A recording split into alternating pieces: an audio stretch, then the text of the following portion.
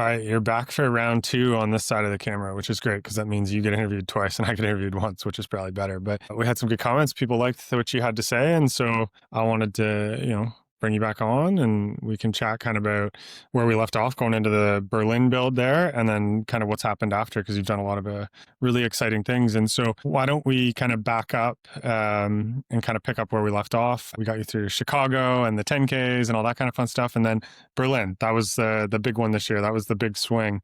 And so do you want to talk about let's talk about the result first, and then we can go back and talk about the build. Yeah, well, spoiler alert, didn't finish Berlin. I ended up dropping out. And a couple things fed into that. It's never just like a simple decision. It was, well, for anyone who ran Berlin, you probably know it was the hottest Berlin marathon, which we knew is going to be pretty warm about a week out. I mean, at that point, there's not much more you can do. I had already trained through the heat and humidity in Kingston in like the 5-6 days leading up to Berlin. I was going out in long sleeves and leggings, like just trying to squeeze any little bit of extra heat adaptation. We had talked about, did we want to change the goal? Because my big goal heading into this race was run 242, 243, maybe even faster on the day, right? You never know. Just depends how good you're feeling. And to be clear, like that was the goal in ideal conditions. And so we had a conversation when we were sitting in our Airbnb in Berlin, and it's like, do we change the race plan? Do we change the goal, go out conservative? And I think I mulled it over for a little while, but it just really didn't sound exciting to me. Like I didn't go to Berlin to run 26.2 miles. I went there to race it. And I have such high expectations of myself. And I think I'm pretty in tune with my body. And I knew what fitness I was in and what I was capable of on the right day. And I just didn't feel excited by running a 3-hour marathon or a 2-hour, 50-minute marathon. And I know that sounds or elitist or whatever, but it just didn't excite me. What excited me was swinging my shot and, shooting my shot, I should say. So yeah, that was kind of the thought process leading into it. Yeah, and I think it was a tough call because, if we can unpack that as we go through the build and stuff and what things meant. But as we noted in the last episode, this was a build where it's not that you were never like all in per se, but like this was the most all in you had been. Like, I always think back to the week we were in Norway supporting Kyle, like one of our close friends who was doing Norseman. We crewed him like we did for Utah. Even with 2 travel days in that span, you still averaged, I think, 110, 115 miles that week. 100K, right? And so, and like, to be clear, it wasn't like, you're back home and you're training and doing your thing. It's like, we're dealing with a time change. Like you didn't sleep basically on the flight over. You double ran that day, right? It was so delirious that day. Yeah, it was a long travel day flying out of Montreal. And I think a little bit of the excitement of heading to Norway, but also, and this is a side story, we were doing edits to our website. And I was so amped up. Like I could not sleep. And then we get into Oslo. Yeah. We meet Kyle. We go out for a shakeout run. I'm like, oh, well, I ran yesterday morning, but it's still the same day because I haven't slept. Now I'm doing a 30-40 minute shakeout run. And then we had to drive 3 hours into the mountains to get to our Airbnb. It's like, well, I'm doubling. Now we're going on 30 hours of no sleep.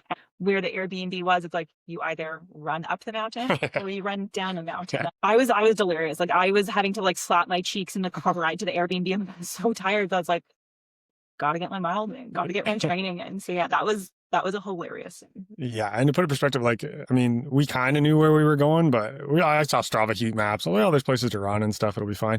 And so we went to this, I'm going to butcher the name, like Rjukan or something like that is where we stayed. And if you know anything about Norway, it's like this famous town because it's in a cavern basically between 2 mountains on either side. And it's basically just a road and then like 3 roads off the side of it that like go like maybe 100 yards, 200 yards. And it's so dark in the winter, they've installed mirrors on the top of the mountains to reflect sunlight in. And so we were staying like up at the top by the ski resort. And so like the first day we we're like, I don't know, just go from the house, get it done, whatever, right? And then afterwards, I was like, this is a lot of climbing. Like we don't want to blow an Achilles or hips or something. And so we started driving down, which was Zombie Hill, which was actually part of the course that Kyle ended up doing. And there was like this like river path basically that you did like almost all your miles on. And then when we were doing long runs, we discovered like a couple days in there was a track, like an actual like Mondo track, and credit to Norway, it was just open all the time. And we were doing like in and out repeats for your like long and marathon pace stuff. You'd come on the track, do like 2 miles, go out on the road for a mile, back 2 miles. So we were like adapting as we went. And so obviously great stories and great memories, but all this to say, like, you were friggin' hardcore, like crushing everything despite those type of things coming on. We had brutal heat wave and humidity across like Northeast and Kingston here. Unlike, summers past, so there's lots of adjustments. You did probably 85 to 90% of this build completely solo, like easy runs, workouts, whatever. I'd get out on the bike when I could between work and such.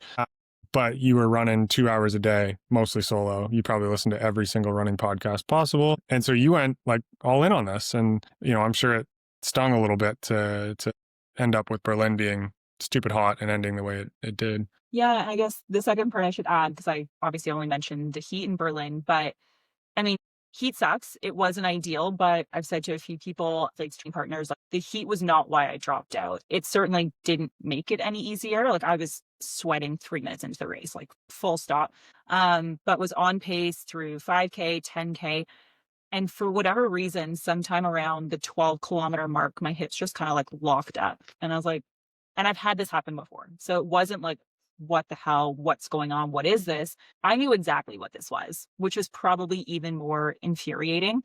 It happened to me in the Philly Half Marathon in 2023, had reared its head very minor in previous training blocks, but like not enough to make me drop out of a run, miss a workout, anything like that. It's just like, oh, hey, my hips are here. Pay attention to us. I'd had massages before, all that sort of thing, but like it was never a huge issue. And so when I started feeling it in the middle of the race, obviously I was not thrilled, not ideal, but I knew enough not to panic. It's like one slow mile is not going to make or break your race traditionally. So I tried to just be like, get to the next mile, get to the next kilometer marker. I knew I was going to see you around the 10-mile mark because you had very kindly bought like an ice towel in a thermos to like literally you threw and you wrapped around my shoulders and I tucked it into my sports bra because that's how hot it was. And when I saw you at the 10-mile mark, like I literally went like this, I was like, because again, I know my body so well. And it's like, unless some miracle happened where my hips were going to unlock up, I was like,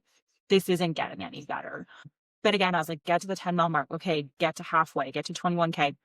And my paces were only going in one direction. And I really, again, tried so hard to keep pushing through. But when it got to the point that I couldn't even run easy pace, like that's not great. And I did not want to limp or hobble my way to a 4-hour marathon just for the sake of getting my medal, getting my star, crossing the finish line. Like that's not good enough for me. Sorry, not sorry, but like that doesn't excite me. That's not going to make me happy. And so my decision, it was literally stuck between a rock and a hard place. It's like drop out, not great. I'm going to be mad. I'm going to be upset, or finish a race in a time I'm not happy with. That's not indicative of my training, the sacrifices, the fitness I was in. So it's like, how do you choose? Right. And only you know what decision is best for you. And I knew that dropping out was the safest thing for me. And it broke my heart to do it. But I was like, there's no glory in it for me in crossing that line in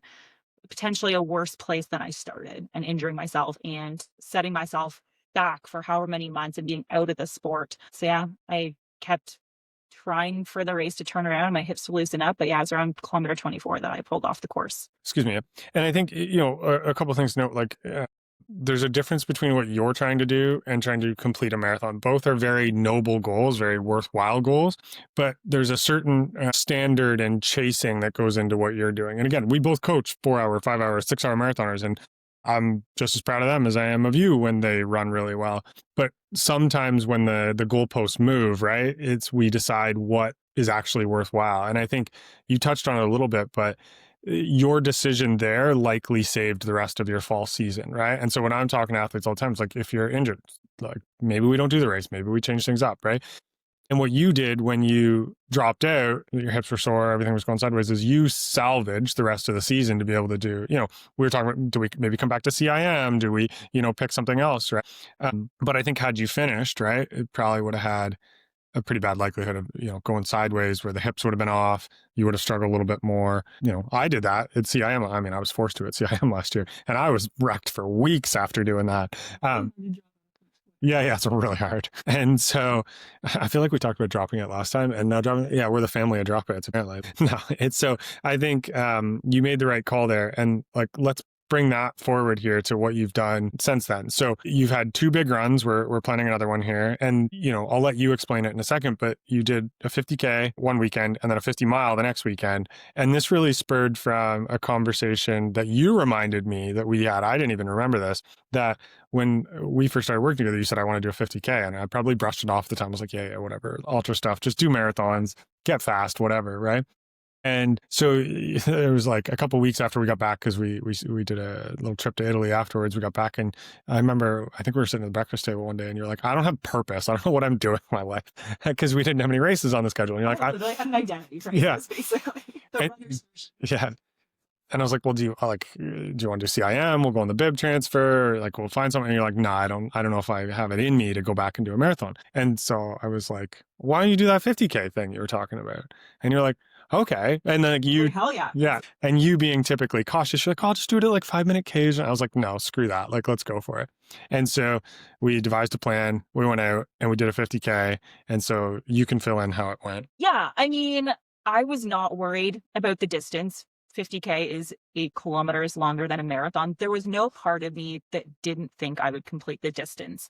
I just didn't know how fast I was going to run it. Like, it's not a race. I have no competition. And really, like, the purpose of this run was to finish it and to have fun. It wasn't really to see how fast can I do it. It was just, and you might have a different opinion or goal being my coach, but my idea was finish it and have fun. This is something that you've been wanting to do for a really long time. And for one reason or another, marathon training just took priority, as it probably should, right? You don't want to injure yourself en route to a really big goal. Because at one point during the Berlin build, we did think, hey, maybe we just use this as a long, easy run. Don't do any end pace, just do a 50K easy run and that'll be fine. And then we're like, you know, we're trying to take this big swing. Like, let's not, right? There's a little bit of an unknown. So I did think that I would run the 50K progressively, just because that's how I tend to run normally. It takes me 15, 20 minutes to warm up for my legs to turn over more. And I certainly didn't want to force anything because that, again, wasn't the point of the run. And I didn't want to be like, okay, for these 5 kilometers, run this pace, and these next 10 kilometers, run this pace, et cetera, et cetera. I figured I would get progressively faster, whatever that looked like. But also I wanted to have the flexibility that if I have a rough kilometer and it's, my gosh, slower than the kilometer before, it's like, now this progressive run is ruined or whatever. It's like, no, that's not the vibe I wanted going into it. I got very lucky. The plan was that our buddy Kyle was going to run from kilometer 1 to kilometer 25. And then our friend Caleb was going to do kilometer 25 to kilometer 50. Spoiler, Kyle ran the entire 50 with me because he's an 8 in the best sense of the word. So I had company the entire time, which was incredible. And I remember looking at my watch approaching the 42.2 kilometer mark. And I was like, okay, like I just split the marathon in 3:08. And that's pretty cool because 5 years ago, I hadn't even run a marathon. And now I was running a 3:08 en route to 50K. And we saw you right around the 40 kilometer mark and you're like sub 40 for the last 10. And I'm like, well, you almost did. So, almost. Yeah. And so, you know, I think what was really cool there is like you perked up almost as soon as we decided to do that. And like, you know, the joke is you found your purpose again, right? And, you know, that kind of lit a spark for you where it was like, okay, maybe I can try this ultra stuff. And so if we back up a second before talking about the 50 miler you did the next weekend, one of the things that you've done really well the last, I'd say 2 builds, the Chicago build and this build, is fueling, like high carb quite a bit. And so we knew that that's kind of been like a little bit of like a superpower for you, really pushing that 80, you said around 80 to 90, depending on, you get a little bit of GI distress once we push over 100. But what was that like doing it for 3+ hours? Like it was literally your longest run time-wise, not just distance-wise, ever. And so what was it like carbing for that? And what did you notice having high carb throughout that, 3 and a bit hours? I mean, honestly, so I ran the 50K in 3 hours and 39 minutes. It's not that long for time on feet. I didn't really fuel any differently than the marathon. I was still, I had a whole slew of gels. I had precision 30 grams of carbs in those. And then I had my scratch high carbs. So I had a handheld with about 100 grams. I think I had a second one with between 75 and 90 grams, 4 or 5 different gels. Yeah, I honestly feel exactly like the marathon. But I would say I had to probably be really intentional about getting those carbs in, recognizing I wasn't running as fast and, maybe not burning quite as much energy, but it just doesn't destroy your body. Like I ran the very next day. Yeah. I don't even know what my mileage was the next week, but well, I guess with the 50 miles. So yeah, never mind. I take Yeah. that statement back, but you just recover quicker. You're not beat up. Yeah. And so I think you've done that really well. And then in terms of what like got you successful in the 50K, I mean, obviously the pacing that you talked about is super helpful, right? Because you didn't want to blow up. But I think the great marathon training that you did, because if we go back, so that was, what date was that we did the 50K? October. No, that's right. November 1st. And you ran Berlin on September 21st. Yeah. And then you took 2 weeks completely off because we were in Italy till October 1st. So you had 2 weeks completely off. So you basically had a month of training. And we weren't planning for the 50K. You were doing like 60 minutes, 70 minutes, nothing too, I think you did one run at 2.5 hours. Yeah, 2 hours in between. And so really where that 50K fitness came from was the build that you did going in towards Berlin, where we talked about 180K, most weeks, and some of the big workouts. If you look at that build, what were some of the workouts that you really drew confidence from, both going into Berlin, that your fitness was there before the weather and the hip stuff, but then also looking back, thinking about the 50K, it's like, oh, I've done this workout or I did that workout. So I'm pretty sure I could do this decently quick. Yeah. Well, again, this build to Berlin was not easy just with the heat and humidity. I've never had to heat adjust so many of my workouts, both midweek and long runs, in my entire life. Like it was really challenging from that standpoint. That one of what I felt like was one of the first long runs that went really well and I felt really good about, because most of the build I felt like trash with the heat and humidity. And you know me, like I am a lizard. I want heat. I want sunlight. Yep. And the fact that I was complaining about the heat, I think speaks volumes. But the one long run that went really well, it was 6K, 5K, 4K, 3K, 2K, all at marathon pace, all on 1K e-pace recovery. And I was actually sick. You're sick. Yeah. I was sick. Like I was pretty sick for like 4 or 5 days heading into it. Like I had actually more or less missed my Wednesday workout because I was like hacking up a lung. I was on Tylenol cold daytime and nighttime, was just basically getting my 2 hours in of volume every day. But I attempted the Wednesday workout and I was like, man, my heart rate and effort and everything was so off. My breathing was off because of the cold. And on the Sunday for the long run, like leading into it and talking about it, we're like, do we push it to the Monday to give me an extra day to recover? Like I'm feeling better, but I'm not 100%.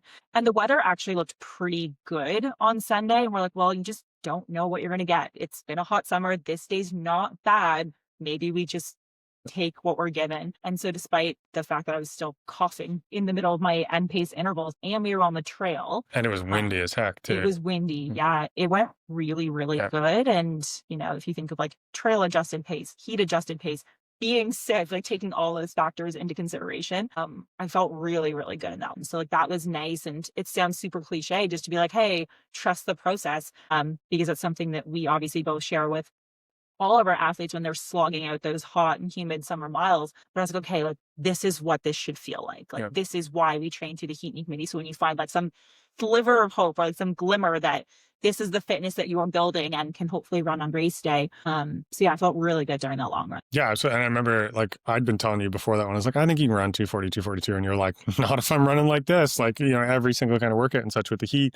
And then I think that was the first time you started to believe, oh yeah, this is actually possible. I can do that. And so was there any other workouts in that build that you took away as, confidence boosters, or thought, okay, yeah, I'm where I need to be? Well, certainly my last long run. So that was 100 minutes at marathon pace. We went out to the Thousand Islands Parkway, and I ran 352 Ks for 100 minutes straight. So that ended up being, I don't know, 25 almost 26K. Just over 600 miles. Yeah.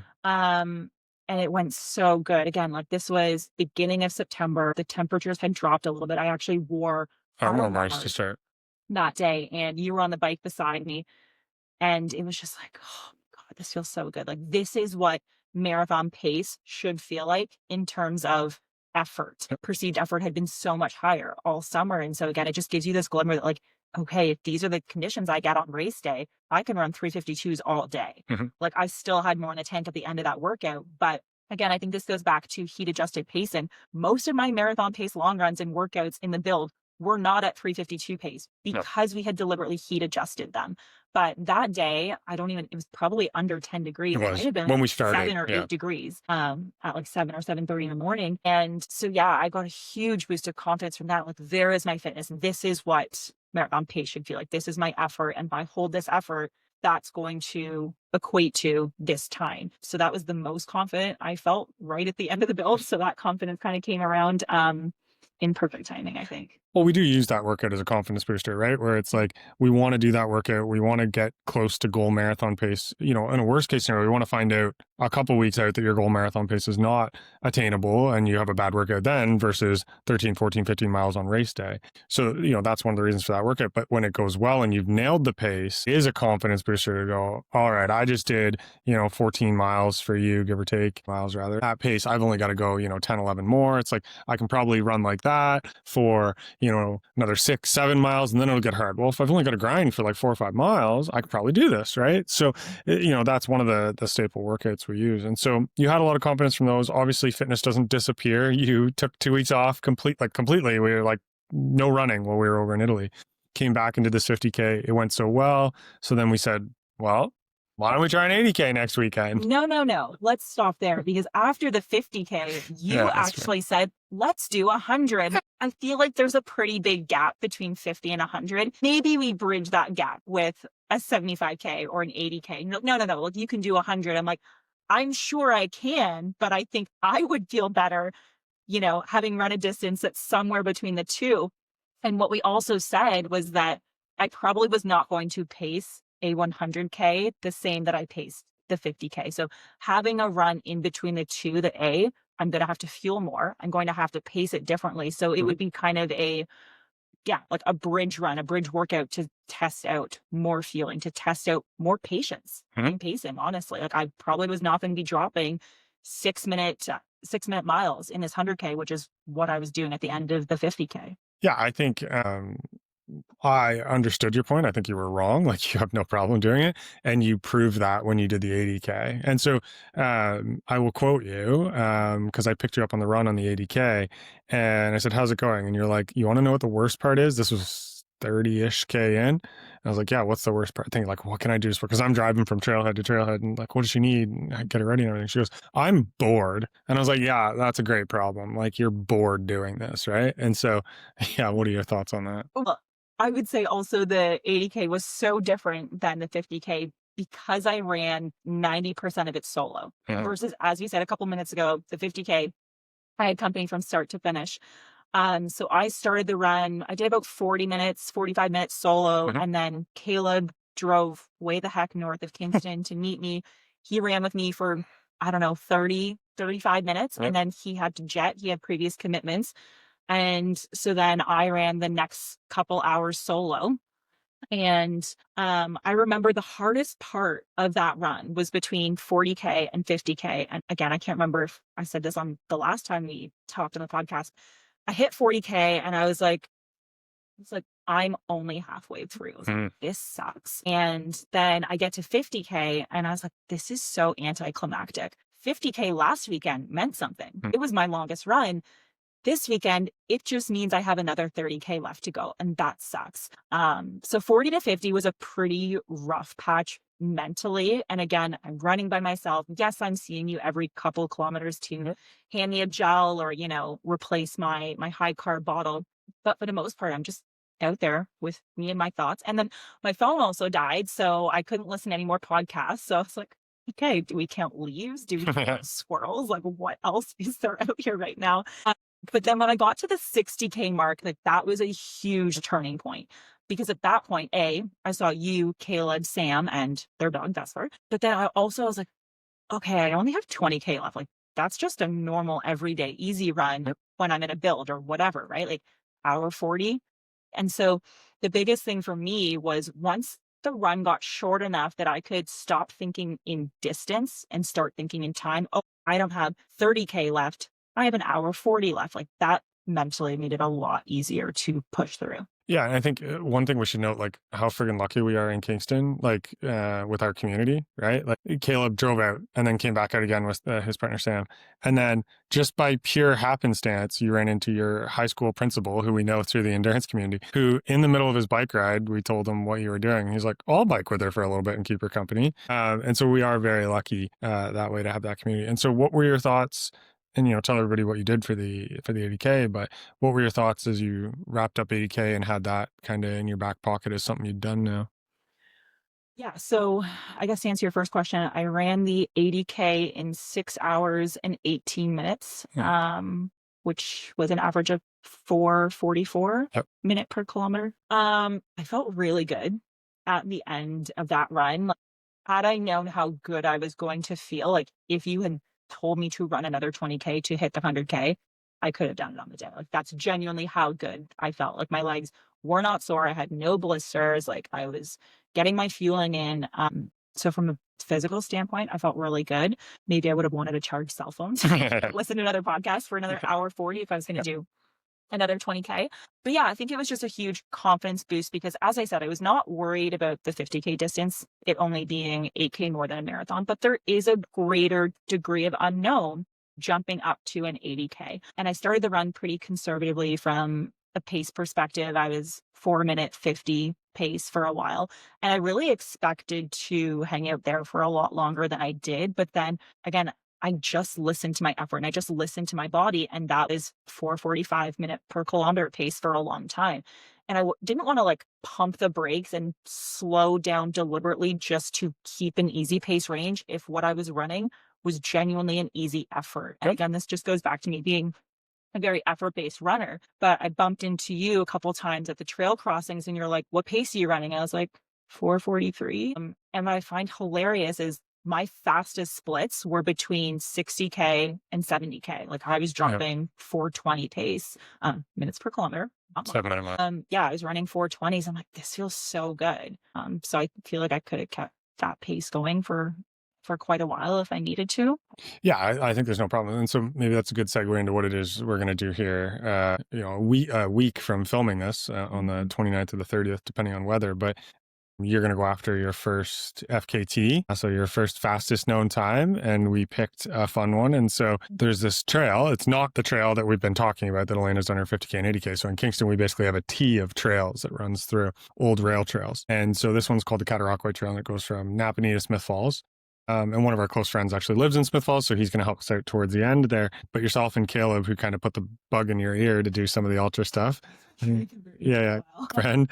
You guys are going to go after the FKT on that. And so the overall supported record is 9 hours and 11 minutes by another Kingston local guy, Carson. And then the women's supported, which is actually from this year. I didn't know that, but it's from June 21st, is 11 hours and 3 minutes. So pending any GI distress or snow or bears or anything crazy, I think you guys can probably smoke that.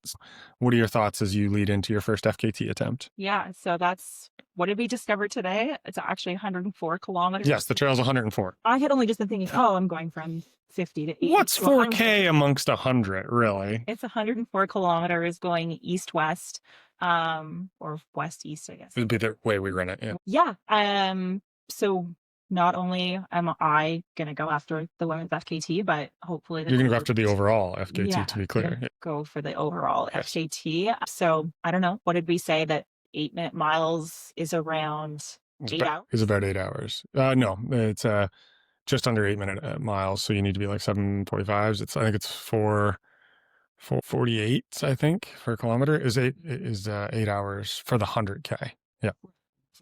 Yeah. So we are loosely starting to plan that out. I was taking stock of how many gels I have, what high carb drink mixes I have. Something else that I had in the 80K, which I did not have on the 50K, which I think is maybe important to note, is I had a couple applesauce pouches, which were amazing. Like they saved me because I was out there for almost not triple amount of time, but like significantly more than the 50K. And even though my legs and body and everything felt good, like I had like gel fatigue and I was like, I'm not going to throw up. Like I'm not going to Sick of it. I was just sick of gels at that point, and it didn't matter that they're great gels, and I like them, and I've never had any distress. I was just bored of gels and, like, synthetic gooey sugar. And so we had packed a couple of applesauce pouches, like, literally that Hmm? toddlers and kids, and Or me. or you, yes. You had handed me one at whatever point, and then I took a second one at a different trail crossing, and it just meant that I got, like, almost an hour break between having to take gels because these applesauces were around 30 grams of carbs, which Yep. was so amazing just to have, like, real food that wasn't, gel consistency. So I'm sure we'll have sauces packed for the okay, lots of high carb drink mix, lots of gels, maybe a couple other real food options, knowing that I got a little bored and sick of, some gels and stuff towards the end of that run. I was fine with the high carb. Like, I could have kept sipping on my handheld for a lot longer, but just didn't really want to take in any more gels after 6 hours. Yeah. And so what are your thoughts going into this? Like, it's obviously a big goal. It's your first FKT attempt. It's your first, like, I mean, you've done ultra stuff technically now. I know none of these are official. Thinking about going after this, long distance piece here and really kind of pushing your limits in a way that you never have. Because this one, like the 50K you did and you picked up, right? The 80K you did, yeah, you picked it up again, right? But this is probably the first time where you're like racing. It's not a race, but you're actually pushing for a certain time. And so what are your thoughts as you look towards it that way? I mean, I'm not that nervous. Good. I don't know if that sounds bad, but I think that 80K just really gave me a lot of confidence that, as I said, I ran 4 minutes and 44-second pace for 6 hours and 18 minutes. And if I kept that pace for another 24 kilometers, I guess that's the difference between 80 and 104, that I would be under 8 hours. Again, will I have to maybe pace it a tiny bit more conservatively? Maybe. I'm not going to make any grand moves. I think we said, like, before the 50K mark, because you're only halfway. Like, as I said, in the 80K, I really didn't start picking it up until 60K, and then dropped like 10, 15K at 420 pace. So I don't know that I would make any huge moves before like 75K into this, 75, 80, recognizing that's, you've got another 25, 30K to go. But as always, probably just going to listen to my effort, right? And if that means, hey, 1K is a little bit slower, like, that's not going to be the determining factor on what I run on the day. Like, when you spread that out over the course of 1 kilometer is pretty meaningless. And I will probably have to go to the bathroom once or twice. I'll just have to keep the watch going. Like, that's, I want to have as little stop time as possible. In the 80K, I had 2 1-minute pee breaks. So out of 6 hours and 18 minutes, I had 2 minutes of stop time. And if this is obviously an official attempt at an FKT, like, I'll just have to keep the watch running, and that's fine. Yeah, I don't know. Not that nervous. I don't know. No, it's your answer. That means it's the right answers.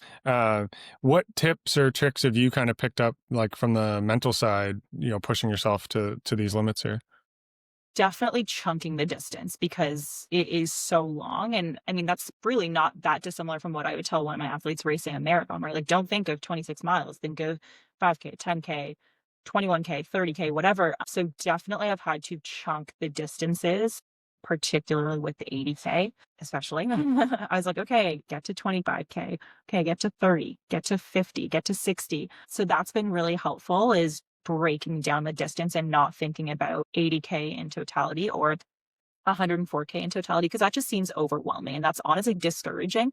If you're like, oh my gosh, I have 100 kilometers left to go. It's like, just turn off your brain for a while. Like, how can you distract yourself? And again, I had a couple podcasts loaded before my phone died last time. I will probably do the same thing this time, except turn my data off, so it's not trying to reach the airplane cell towers. mode. Yeah, that's what killed my phone really quickly. So definitely chunking the distance was huge. Hopefully I'll have a little bit more company on Disco if Caleb's hopping in for any or all of it. That definitely, me, I like surrounding myself with other people. That just helps the time go by. And then, as I said earlier, like, when I can get close enough that I stop thinking about the run in terms of distance, like, oh, I have 40 kilometers left. Oh, I have 30 kilometers left. And it's like, oh, I've got 2 hours. I've got, this amount of time. Being able to convert it into time is huge for me, because, as we've said earlier on the podcast, like, I was running 2 hours a day in the Berlin build, or a lot of my single runs, if I put into single, was an hour and 40 minutes. So if I can make it seem like just a normal, easy run, or even an easy long run, hey, I've got 2 hours left. I've got 2.5 hours left. The fact that that then becomes just a long run and not 104K, I think that just makes it a lot more manageable. And one thing I think I just want to add in here for people, because we kind of glossed on it in terms of the high carb type feeling, but what have been your kind of go-tos? Like maybe we'll actually link to Feel Goods, like Laura and Courtney have been so good supporting you in your journeys. What high carb products, gels, powders, and such have you found have made the biggest difference? Because there's so many on the market, and I know like when I was researching them, like to get you guys and my athletes, and I was always looking at, okay, what are athletes saying who are actually doing it, right? And so which ones have you found have worked the best for you? Yeah, so gels, I have been using Precision. They are the 30 grams of carbs. Laura and Courtney, as you mentioned, from Feel Goods, a women-owned company based out of Asheville, North Carolina. They have been so incredible in supporting me in all of my pursuits, from Berlin to this ultra stuff and everything in between. They're just amazing. So yeah, the Precision gels have been great. I haven't tried the caffeinated ones only because I am someone that I don't drink coffee before races or before long runs or workouts. I love coffee, as most people will know, but it's just really hard on my GI system. So I don't tend to have caffeinated gels, pretty energetic. So, I look forward to the coffee after I'm done my run, but I would rather that not be the reason for me having a bathroom break. So Precision gels, they have been huge. Also love the Scratch high carb drink mix. Usually I have the raspberry flavor because it's a bit more subtle. But occasionally I'll have the lemon lime. So at least for the 50K and the 80K, I had at least one handheld of Scratch high carb. And then a product that I just tried for the first time in the 80K was the Tailwind high carb. So it was the lemonade or strawberry lemonade. I think it's just lemonade flavor. And so an individual pack was 90 grams of carbs, which is amazing. So I literally dumped that entire package into a 500 milliliter hand flask, and that's 90 grams of carbs right there. And yeah, those have been in my Hydro Pack Sky flasks, which are incredible because they're collapsible. So as you're drinking your fluids, it can like literally fit in the palm of your hand. And then when I'm done it, I can shove it into the shorts, into my short pockets. So Precision, Scratch, and Tailwind were my big fueling sources, and the children's applesauce. Children's applesauce, yeah. No, I just think it's important people see what you actually fuel with, so they can do it. So, okay, cool. What else do you want to talk about as it pertains to the ultra stuff for you? Because we've done a pretty good run through, but I'm excited for you to do it. But what thoughts or questions do you have? I mean, it's just been fun. Again, I know sometimes you maybe have bigger and bolder goals for me than sometimes I place on myself. And I think that's the role of any coach, is like you believe in your athletes and you do like want to nudge them ever so slightly. But it's just been really neat to continue exploring my limits. And even though that looks different from, say, a 2 hour and 42 minute or 2 hour and 43-minute marathon, using that fitness and using like my big base, because I think I've always defaulted more to the longer stuff than the 5K paces and 5K distance. It's just like that whole idea of exploration. Yeah, I think you said something really crucial there, because we both talk about this in our mental performance, like psychotherapy practices, where it's like you have to find that joy and excitement and fun in what you do. And it wasn't that you lost joy or fun in the marathon per se. And I think, even with the travel and the craziness of that Berlin build, like you were having fun all the time, but it was like, this was a different way to get a different kind of hit of fun for you, that you've really, it's great to have the positive feedback loop, the reward of running well, but it's like, outside of the boredom hour, I suppose you had in the 80K, you were having a lot of fun as you did these things. And so I think I'm looking forward to see how much fun you have over 100K. And maybe that will finally be the limit where you are actually tired the next day. I don't know. Yeah, I don't know. I mean, I ran the next day after the 80K. Yeah. We took it pretty conservative. 30 minutes on the elliptical. I hopped on the bike. 30 minutes on the treadmill. I mean, a few people have thrown out like, oh, are you going to do a 100-miler? And I'm like, not there yet. I think, let's start with 100K. But yeah, I don't know. Like, again, you said like we're very blessed to have the rail trail system we do in Kingston. So like, want to be clear, and these are not technical trails that I'm running on. Like, this is not crazy elevation. There are people that do things far more impressive than what I'm doing. Cool. All right. Well, we'll definitely do a follow-up one so everybody can hear how you did. But yeah, it'll be fun to watch. And I'm excited to see you push your limits like I first said to you years ago. Yeah. Thank you.